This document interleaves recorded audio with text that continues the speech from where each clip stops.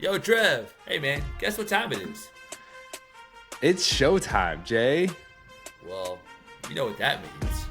I believe that means it's time to get this thing rocking and rolling. Well, hit the music, big fella, and let's go.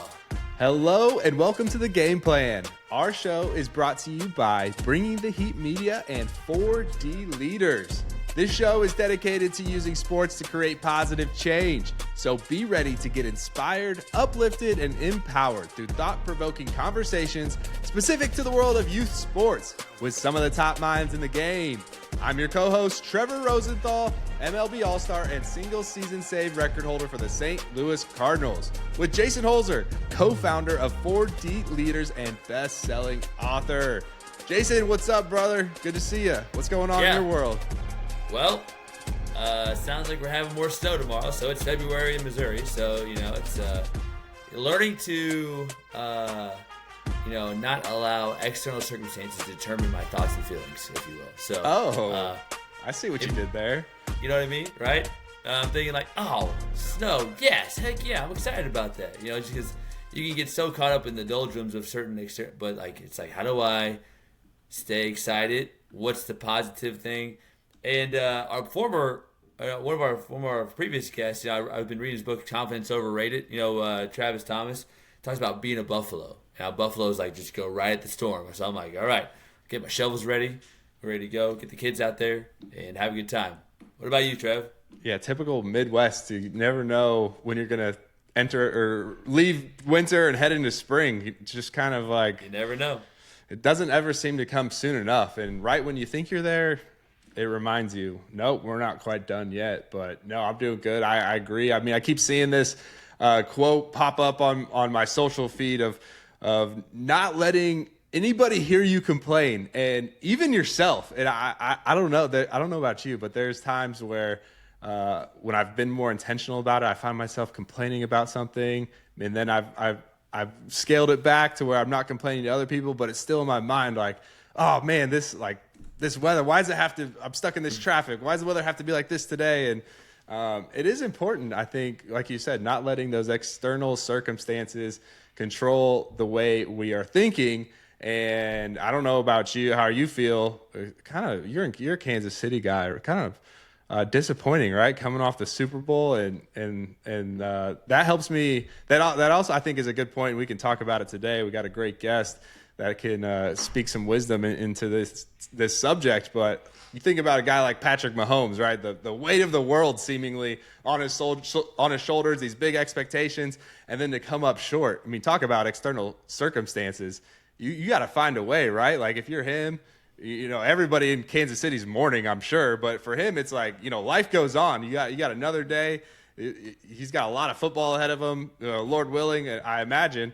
But beyond that, there's so much more to Patrick Mahomes than just being a football player. So, I think about guys. I've been there. I've lost the World Series. It's not fun. It's pretty tough, actually. And even aside from a big game like that, just little hurdles that you have in your life and expectations that you fall short of, it's not doesn't define you, right? Like you got to keep learning from it and keep going. So I'm excited to talk about that.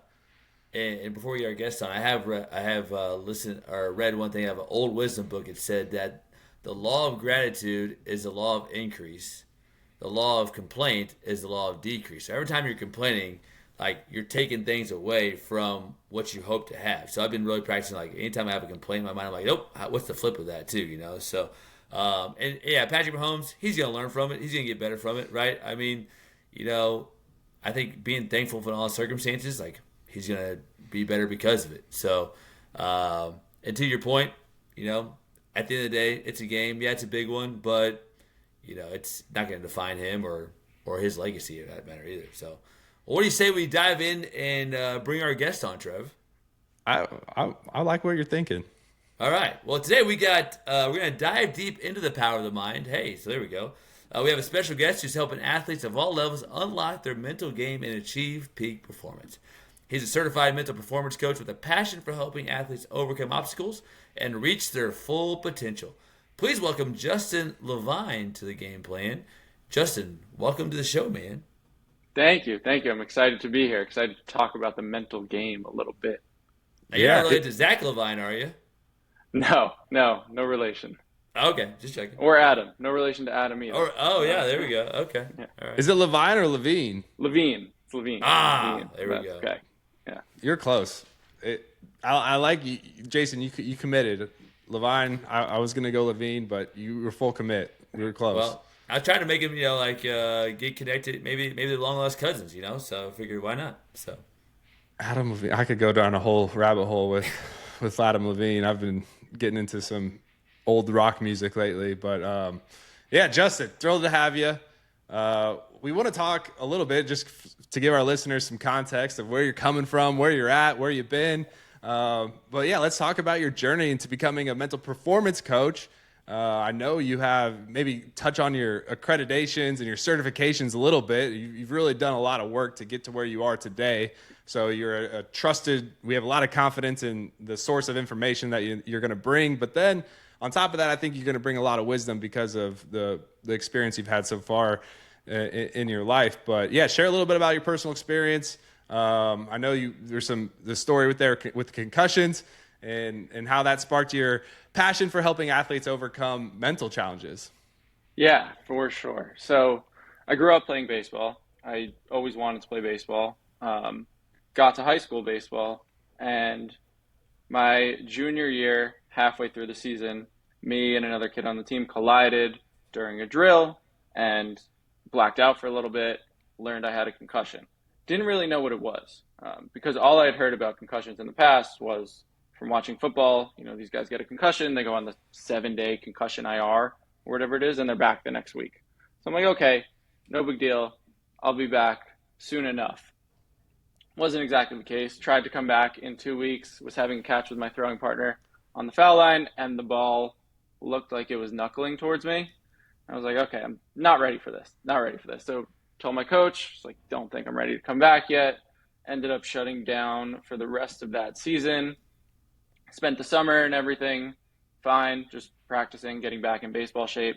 Came fall, I played volleyball as well in high school. One of the first couple of weeks of volleyball practice, took a spike to the back of the head and started feeling it again. Went to my coach, was like, gonna sit out.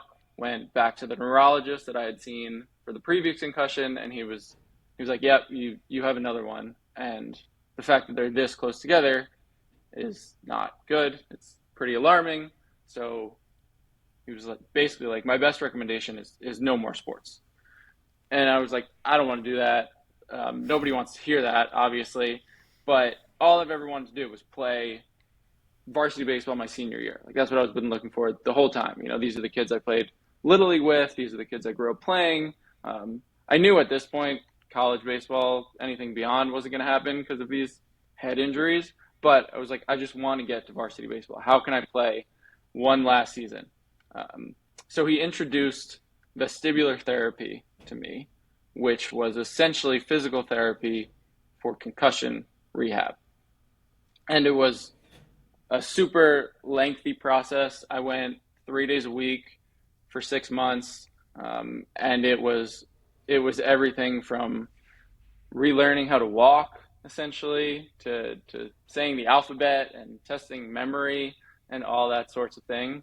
And finally, when it was over, I was able to just play that last season. I finished rehab 2 weeks before the season started and got cleared a week before. So kind of went into the season I hadn't taken swings or anything like that until a week before and just played, but I was able to play and it was great. So long story short with that is I understood what it was like to go through something like that and to have the difficulty of people not understanding. Most of my teachers were great, but I had one teacher that just didn't get it and was like, I don't know, why can't you do midterms? It's like, what do you mean? You can't read? Like, you can't take a test now? And it was like, yeah, I can't. Like, my doctor tells me, like, focus is not something I should be doing right now. Like, the extreme focus of sitting down, going through the test, the small font, page by page. He's like, that's going to be brutal for your head. And I just had a teacher that didn't get it. And it stuck with me as that, like, okay, now that I've been through it, I'm someone that gets it and I can help people that struggle whether it's from injury rehab, which is where I came from and where it started, or from other obstacles that people face every day. And whether it be youth athletes or collegiate athletes, people need an outlet and someone to talk to. And I was happy to be that once I finally got to where I was. So I went to the University of Georgia, got my bachelor's in psychology, and right after that, went to aim for my master's in sport, exercise, and performance psychology, as well as a master's in business administration at Barry University in Miami. While I was down there, I worked with their baseball team for 2.5 years as their sports psychology consultant. And then once I graduated from that, I received my certification in mental performance coaching through ASP, which is the Applied Association of Sports Psychology, kind of the national governing body, and am currently acting as a certified mental performance coach in my own private practice called Mind Strong Performance, where, as you guys mentioned, I work for a variety of athletes through all ages and many different sports. That's great. Thanks Yeah, for sharing. Yeah, it will, and we like baseball guys on this show, so we had a natural connection. Justin, I met you in Atlanta, and I could tell from just the short conversations that we had in the short time together. Well, not to I'll mention you're a solid pickleball player, so that was really fun. But on top of that, just your even keel, the demeanor that you have, the analytical, or I guess the intellectual approach that you have to just your presence in situations really stood out to me. But I want to talk a little bit about the success that you had with the baseball team. I thought this was really interesting. Yeah, so my first season with the team, we ended up making it to the Super Regionals for the first time in school history. And it was a great experience. It was a true underdog story. I remember the very first day of practice, we had the picture of the preseason poll for our conference, the Sunshine State Conference. They had us pick 10th out of 11 teams, and we went all the way to the final 16 teams in the country in Division Two, and lost to the team.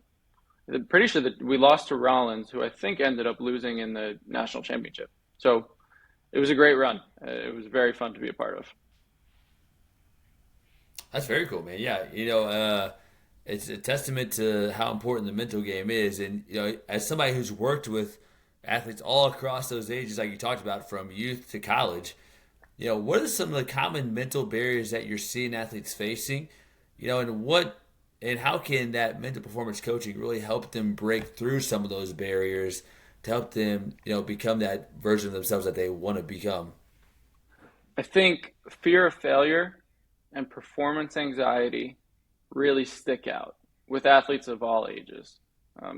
Whether it's a youth athlete not wanting to disappoint, their parents or their teammates, all the way up to a collegiate athlete who thinks this is their last chance, and every time they step up to the plate, they need to make an impression on a scout.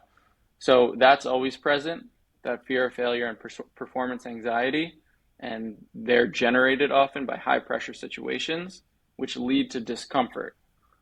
And I think this ties into your conversation with Travis Thomas a bit, with the confidence talk that you guys went into with him. Because I had a client, and one thing I love to do is reflection questions. So I have sort of a checklist of yes or no questions that you go through after the game to determine how you did, how you felt, all these things. And one question I always put in there was, did you feel confident today? And through my learning and my own personal development, I now side a lot more with the Travis Thomas method of confidence is overrated, so to speak. And we actually switched this reflection question from did you feel confident today to were you able to succeed in the presence of worries and doubts? Because that's what it's about. Those worries and doubts are going to be there. That comes with high pressure situations. What if I fail? What if I struggle? Those sorts of things. That's natural. It's a natural thought. And it's not debilitating. That's the big difference maker. I always thought growing up, fake it till you make it. That's something you hear a lot in sports psychology. I'm going to pretend to be confident so that I am confident. And that's how I was. And it took a lot of learning from talking to peers, talking to colleagues, and a lot of people using this method of hey, let me get comfortable with the doubt, with the worry, rather than just pretending to be confident and then hoping I will be. And it's sort of two different trains of thought, but from my experience and attempting to use both, the second one has seen better results with, hey, let's get you confident with this doubt. Let's breathe. Let's close our eyes and focus a little bit and get locked into this moment to where the doubts are there, but they don't matter as much as your ability to succeed. That's what's going to overcome them. And Yeah. then, yeah, go ahead on that. But Oh, well, to your point, like instead of something that I've tried to reframe on, instead of fake it till you make it, you face it till you make it, right? Because the more you yeah, face it, that's that courage piece. Like faking it's like, I'm confident, whatever, but facing it's like, oh, I acknowledge it, but I'm going to step into this knowing that when I do face it, that courage is going to help me through it. right. Exactly. And I thought he made a great point too when he came on your show about courage over confidence. That was super interesting. I've never heard anyone word it in that exact way, and it really connected with me. And then to mention another barrier, as the athletes get older, time management really comes into play, especially with college athletes. I had a session one time with a guy on our baseball team where he just sat down and he was like, "Hey, I don't have time to do my Spanish homework. When am I supposed to do my Spanish homework? I have practice, I have lifts, I have to eat, I have all these things I have to do. I don't have time to do it." So we just spent the 40 minutes writing out his schedule, his daily schedule from 8 a.m. to 8 p.m., putting everything he had, and then circling the free time so he could visualize it and see, okay, you do have a little bit of free time here. Because when you just go through the day and don't think about it, it feels like, man, I woke up, I lifted weights, I ate lunch, I went to class, I went to another class, I went to practice. Now I want a little bit of time to be social or just sit in my dorm, watch basketball, play Xbox, whatever it is. And I don't have time to do homework or anything else. So the time management factor was something I learned working with college athletes is big. Yeah, we couldn't agree more. You made some really solid points there, Justin, and want to kind of shift over into talking about the coach's perspective. And you mentioned it with your struggles coming back from the concussion. A lot of times, whether it's a teacher or a coach, some sort of, even parent for that matter, of some authoritarian figure who has a bar, has an expectation, and it's like, hey, you're not meeting the bar. Like this is where you need to be. You're not meeting it. But to your point, a lot of the time there's things that we can't see. There's things that are going on, and you said this, like you just can't see it. Nobody understands. Like you can see it when I'm in the weight room and I'm lifting weights and my muscles are starting to grow. But when you're doing vestibular therapy and you're exercising your mind and you're trying to get your mind back aligned just so you can sit and read, that's hard for people to understand. So I'm interested to hear you talk about what, like for parents and coaches, what are some points that they can take away to better understand, just to support the mental well-being of their young athletes? So I think it starts with awareness for coaches of how important and impactful they really are. The athletic triangle is the relationship between the coaches, the athletes, and the parents. And I think coaches sometimes forget that they're in there. A really bad coach for a 9 or 10-year-old can make that 9 or 10-year-old not want to play baseball anymore for the rest of their life. And a coach understanding that they have that power is really important because the goal of a youth athlete is much different than the goal of a college athlete.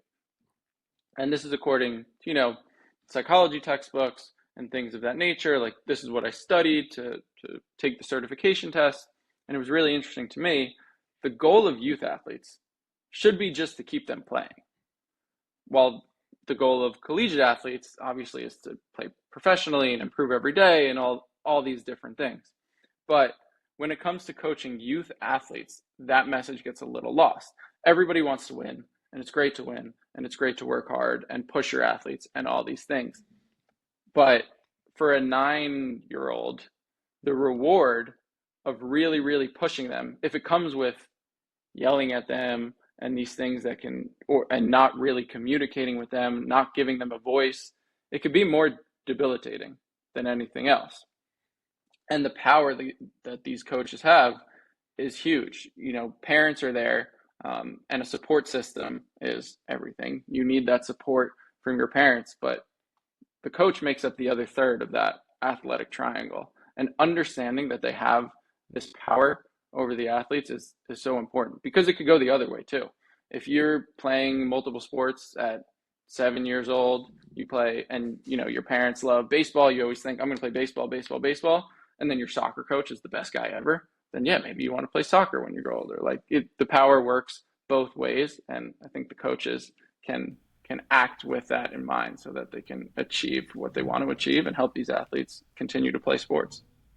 That's a great point. I mean, I like that you said the power that we have over these youth athletes, even non-athletes, just youth in general. And I've had to learn this firsthand as a parent. These kids, they're just sponges. And even at the times when it doesn't seem like they're paying attention or listening, they're paying attention to they're picking up cues on just the mood that you're in, how you, obviously the words that you speak and how you're interacting with them. So thanks for pointing that out. I think that'll be a great takeaway. And it's a never ending reminder. It's almost like we need to be reminded every single day, because we can get caught up in our own philosophies and our own expectations. I mean, parents and coaches, at the end of the day, we just want the best out of our team. We want the best out of these kids that we're working with, but we got to make sure we're conveying that in a way that's building them up and supporting them, especially at the younger levels. Right. I agree. And it's not to discount winning. Like my Little League team, we won when I was in fifth grade, and I still remember it, and I still remember everybody on the team, and my dad was the coach, and it was the greatest thing ever. But I think a large reason that we had success, my dad's big thing that he emphasized, and I tried to bring this into the athletes I coached, was fun. Like, it's about fun. It's about being with each other. And if it's not fun, what's the point? I know that changes a little bit when money comes into the equation and supporting a family. But at the young ages of sport, it should totally be about fun. Yeah, and we talk a lot a bit about mental performance. We talk a lot about the what of it. I always like to dive into the nitty gritty of it. What are some of the most effective strategies or techniques that, maybe just give us one, like the power of just having one simple thing that you use to help athletes to develop that mental toughness, improve their focus, their overall performance. Let's say we're talking to coaches and parents that have like 8 to 12-year-old kids, right? Where would they start? What would you suggest on that? I think it's a good question. It's hard to narrow it down to just one. Something I use a lot that I've used with athletes of all ages is concentration grids. They're a great intro to focus. It's just a 10 by 10 grid. It has all the numbers on it, 1 through 100 in random order. You kind of just go through and try to cross them off. You can go 100 down to 1, 1 up to 100. It's a great intro into focus for young kids. It's something that IMG Academy also used with their baseball players before games. They would have their hitters go through it. So it's universal for all ages. It just gets the mind in the focus mindset, so to speak. And the best thing about it with kids is they love it and they want to do it again and they want to race. So I'll do it with a young athlete, and if I win, he's like, all right, we got to do it again. Now we'll do it again. We'll go by 2 so I can try to beat you. And it's a really good intro into focus. And then from there, I usually bring in focus cues after that. I think you guys mentioned this on your show before, but something like looking at the foul pole to lock in, or finding a spot in the bleachers that let your mind know, okay, it's time to perform. So concentration grids are a great intro to all the focus stuff. Do you have a specific concentration grid that you would recommend, or like where can you find? Are they on Amazon? Like where can you find a concentration grid? Yeah, there's a website called concentrationgrids.com. Yeah, very simple. They have there we go. They have interactive ones that you can do on the computer, where you just press the buttons, or you can print straight from their website. Very cool. Yeah, awesome. Yeah. Well, good to know. I'm about to maybe do some concentration grids myself now. You're starting off, so yeah. We'll do it, Jason, before we record, and we'll compete. We'll see who has the best concentration entering into our next show. The next show, yeah. That'll be our next warm up is the concentration grid, Trevor. I like it. We got to put these principles into practice. We're getting these experts on the show giving us just incredible insight. And Justin, we thank you so much for that. And these are tools that I'm going to use with my kids. And I'm, like I said, I can use a lot of these myself. I've been exposed to them as an athlete. But, life is a never-ending game of continuing to sharpen our skills. And so, Justin, thank you so much for coming on. And before we go, we want to remind our listeners about an exciting opportunity to win some awesome gear. We're partnering Let's go. Yeah, we're partnering with Rawlings Sporting Goods out of St. Louis, Missouri. We're partnering with Rawlings. We're doing the 12 Gloves of 25 giveaway. So to enter, be sure to leave a 5-star review for the game plan, wherever you're listening, Apple Podcasts, Spotify, YouTube, and subscribe. This is the important piece. Subscribe to the 4D Leaders newsletter and enter in for your chance to win your own glove. You can customize this any way you want. The possibilities are endless, and we're going to have our winners share them as those gloves start to come in as we get into this new year. But the 12 Gloves of 25 giveaway. Now, Justin, give us a little where can our listeners find you? I have a feeling there's going to be some people interested to tag along with the information that you're putting out there. Yeah, so Instagram and TikTok, Mindstrong Performance on Instagram with a couple underscores, and then TikTok, it's at Mindstrong Perform. And then my website is mindstrongperformance.com. On the social media forums, I post videos that are educational, helpful, some messaging to young athletes. I'm starting a new series, hopefully coming up soon, about coaches and looking at the decision-making processes, specifically of NFL coaches and what impacts these high-pressure situations, because it's something we see every Sunday where, as fans, we're sitting on the couch yelling at the TV, why'd you do that? Why'd you go for it? Why didn't you kick? All these sorts of things. So kind of laying the groundwork with how analytics has a huge impact in sports now, but some of these decisions or lack of decisions come from psychology and that sort of stuff as well. So yeah, that's where you can find me, and that's the type of content you can look for. All right. Well, Justin, thank you again for joining us. And Trevor, we've even made it even simpler to join the contest. All you gotta do is subscribe to the newsletter. We made that quick change, so that's why. Subscribe to the newsletter, the 40 Leaders newsletter, and looking forward. Man, we might have to have Justin on as our newsletter special guest, talk about that decision-making skills with coaches. So keep that in mind too. So make sure you follow Trevor on Instagram, Twitter, and LinkedIn. Share the show with a coach, parent, or athlete in youth sports. You just might be the reason why they get a new glove for baseball season coming up. Hey, I say it every single time. Spring training is right around the corner. The best time of spring training is when that new glove shows up in your locker. I know Justin knows all about getting a new baseball glove. There's nothing like the smell of new leather, especially coming from Rawlings. Rawlings has the best gear, the best baseball gear, gloves specifically, in the game. So don't be sure not to miss out on this. And just a quick recap. Today we talked about the fear of failure and anxiety, and Justin's advice on how to kind of shift your mindset on that, and asking yourself, was I able to succeed in the face of fear? And I think that was very powerful. And talking about power, we talked about the power that we have as parents and coaches, and just the awareness of that power that we have over the young lives that we're influencing, keeping that in mind every single time we show up, we have an interaction, whether it's in practice or at home.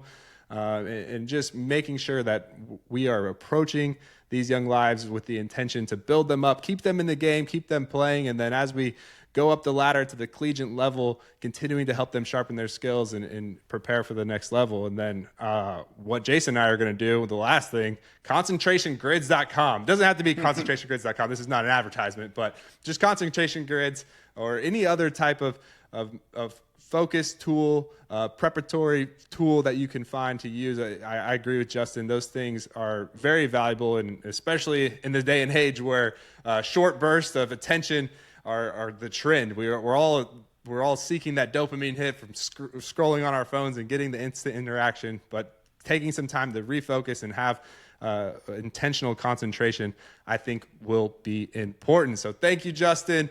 Also, be sure to check out 4D Leaders newsletter. We mentioned you got to subscribe to the newsletter to enter into the chance for our 12 gloves in 25. While you're there, check out the resources for parents, coaches, and athletes. Remember to follow 4D Leaders and Jason on social media as well. Thanks for joining the show. We have a lot of dynamic content coming your way. If you can't tell, with another great guest this week with Justin, and appreciate y'all tuning in. Yeah. Well, that's a wrap for this episode. If you liked it, give it 5 stars and leave a review. Thanks for joining us on the Game Plan Show, and we will see you next time. There we go.